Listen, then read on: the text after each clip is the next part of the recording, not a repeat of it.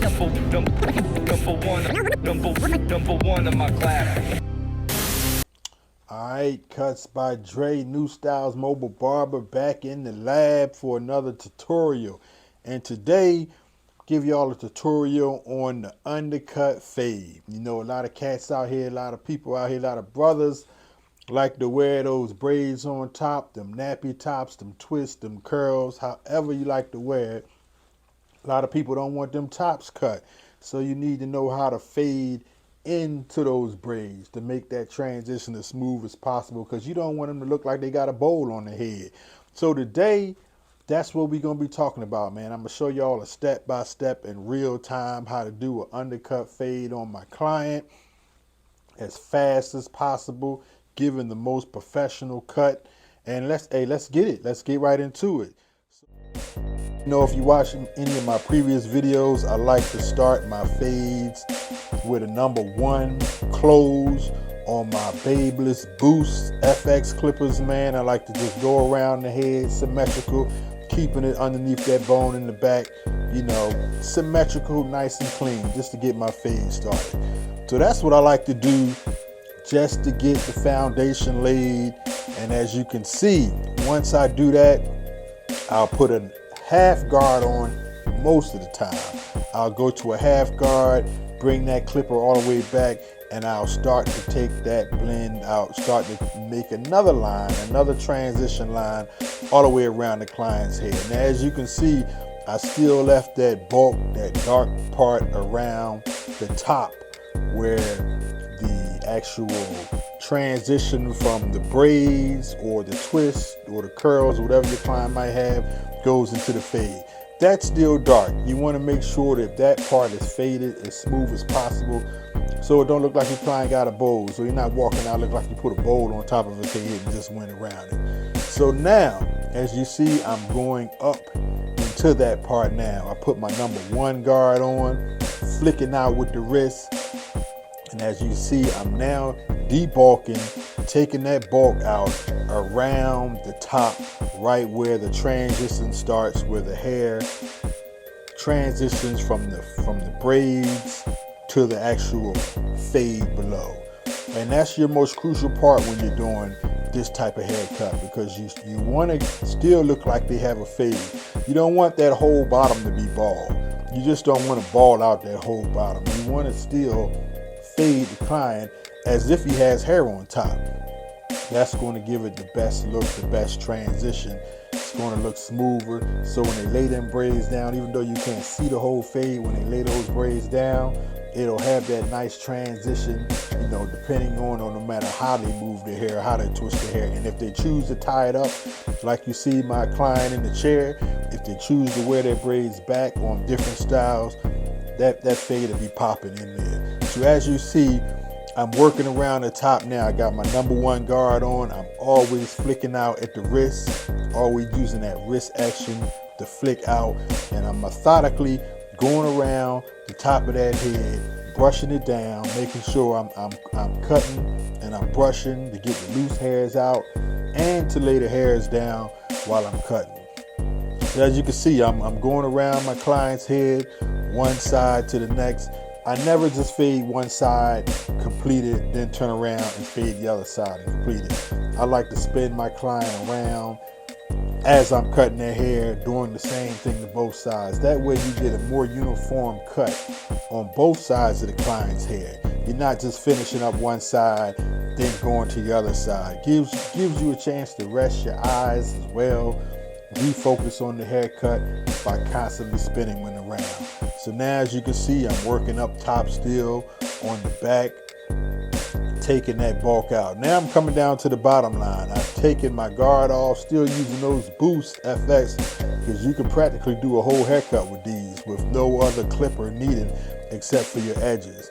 And now I'm taking out that line that I put in, that bottom line. I'm just fading it out. Now keep in mind, he's getting a bald fade at the bottom, but I haven't bald it yet. I never bald my clients first. I always bald them at the end. It speeds up the cut process, and it doesn't put a deep, hard bald line in that you got to work out later. So Right now, this is basically like I'm giving my client a close fade, a close but not ball fade. So as you can see here, I'm attacking that line, taking it out pretty smooth. And we only 5 minutes into this cut. And as you can see, it's coming along real good, real good. The video is not sped up. It's in real time, so you can see how long it should take to cut this particular type of hair. So as you can see, I'm still going around that bottom, taking out that line with my Boost FXs, no guard on at the time. At least I don't believe I got a guard on. I'm going so fast with it. No guard on at the time because I'm further down towards the bottom of his haircut, so no guard at the time. Now I do adjust my blade a lot. When you see me pull my hand back and you see me, hit that lever on the side, I am adjusting that lever depending on where I'm placing the clipper at on his head. If I'm a little bit higher up, of course I'm pulling that lever all the way back, all the way open, so it cuts the least amount of hair. Now, as you can see here, I'm doing, what I call a pre-shape up. I'm using my sabers here, doing what I call kind of like a pre-shape up, just to get me an idea of where I want my shape up to be at the end of the cut. I don't want to fade them too close in the beginning so that you don't see that shape up, at the end. I don't like to use highlights. I use highlights as little as possible on my client. So I always do this pre-shape up while there's still some hair on the sides, while it's still kind of dark, so that I can get that indentation, get that nice solid foundation of the hairline and how I want it to look. So that's what I'm using now. I'm using those sabers for that. And now I'm using my flexes. My flexes is my go-to hitters when I'm doing shape ups.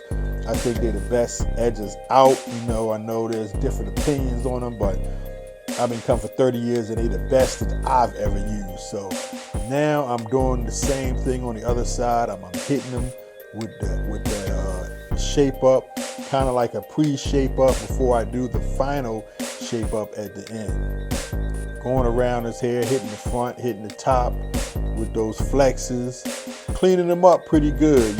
We about 8 minutes into this haircut, and he's almost finished, but gotta finish out the bottom. So that's when I like to come in and use my clippers to clean the bottom up and actually ball the bottom. So as you can see now, one thing that I like about the sabers, in my opinion, they don't cut as sharp as the flexes, but they are clean cutting and they are powerful and they are quiet. So I like that at the end of my haircuts, my ball fades, I go around and I ball the bottom. Using that wrist motion, that flick of the wrist, flicking out so that I don't put another line in his hair, so that I don't ball it anymore. Not ball it anymore, so that I don't create another ball line that I have to take out. So I like to come up from the bottom, stroking up, and then flicking out. So that way the fade is more gradual. It's a more uniform waterfall blend fade, so you don't see any lines. And I think that gives you a nice gradual fade from top to bottom, no matter what style the haircut is. As you can see, this particular client right here, I wanted to keep it a little bit darker towards the top of his hair, lighter and bald towards the bottom. He wanted it close, so I didn't leave it too dark towards the top where the transition is, because he did want it close. But you gotta make sure you leave it dark enough so that it don't look like you just giving him a bowl. You just balling it all the way up to the top. So you still gotta treat this particular type of haircut like you do any other fade. Fade him up gradually. Here I am now, cleaning them up with my FXs, cleaning up certain spots in the hair, just doing that detail work, that all important detail work, as you can see. And that detail work is what's going to finish off your cut. That's going to make your cut, perfect. That's what brings your clients back. That's what separates you from other barbers out there, is that detail work. Detail work, very important. So make sure you give yourself enough time. If you like myself, if you schedule your appointments every 30 minutes, make sure you give yourself at least 10 to 15 minutes of detail work. That means your haircut is pretty much finished. You can let him out the chair if you want to, but you're spending the last 10 minutes just fine tuning that cut, just going around and doing that detailing trying to get that cut as picture perfect as possible. So that's pretty much what I'm doing now, working that in. Now, after I do that, I come back around with my final shape up, and I'm using those flexes again, those Stylecraft flexes, putting that final deep line in. And that line should pop because I left the hair a little bit dark in the beginning. I didn't cut it too close where you don't see any hair. So I left that there purposely so you can actually, get a nice sharp line without using a lot of highlights. And as you can see, those flexes, they be hitting. Now I'm hitting this guy's beard. So he's pretty much getting a bald fade and a beard trim all under 20 minutes time. So watching this video, I hope it helps you speed your time up. Now I'm tackling that beard with the FX. One thing about that, with the flexes, with the Stylecraft flexes, one thing I like about these clippers, doesn't matter whether you hold them upright, like if you point the clipper down towards the hair, or if you point it up, no matter which way you flip those clippers, they give you a nice sharp line. So that also increases your speed. And as you can see, I'm not going super fast. I'm not going super fast with my client. I'm actually taking my time, especially with these Stylecraft flex clippers, because they are so sharp and so precise. If you just hit anything, and mistakenly hit some hair, it will cut it off. They're very unforgiving. They will cut off anything that comes close to, and then you won't be able to repair it. You won't be able to fix it. So as you can see, I'm hitting his beard up on the other side, cleaning it up, constantly brushing the hair off, trying to give me a nice clean canvas each time I go over it, taking my time, getting those lines symmetrical, making sure that they're the same on either side of my client, and hitting underneath that neck. Now, one thing, these clippers are so sharp. Normally, I don't use these to go up underneath the neck to clean it up. Normally, I go back to my boost trimmers to go underneath the neck because these clippers are so sharp. This particular video, I did use that. Let me see what I'm going to now. Going back to the boost, and I'm pretty much fading that beard in. Very important. When you cut those beards, you want to do a reverse fade. The first fade is fading up. Now you're fading down. You want to fade that beard, that beard into the blend of the fade, just so it can look a lot more smoother, a lot more uniform. That makes the haircut look a lot better, look a lot smoother, in my opinion. And that's just my opinion. Now I'm still hitting detail work. We about 13 minutes into this cut, and I'm hitting them up with some detail work still. Those Boost FXs are excellent for fading and excellent for detailing. And as you can see, I'm going around my client, methodically hitting any dark spots that I might see, anything that I might not approve of. Now, these are my FXs, my Barber's FXs. I use them also to do cleanup work, to do detail work. These are my sharpest, in my opinion, my sharpest clippers that I use to fade. I no longer use these to do shape ups, but I do use them to clean up fades because they're sharp and they're powerful. And I use them to clean up around the bottom of your neck.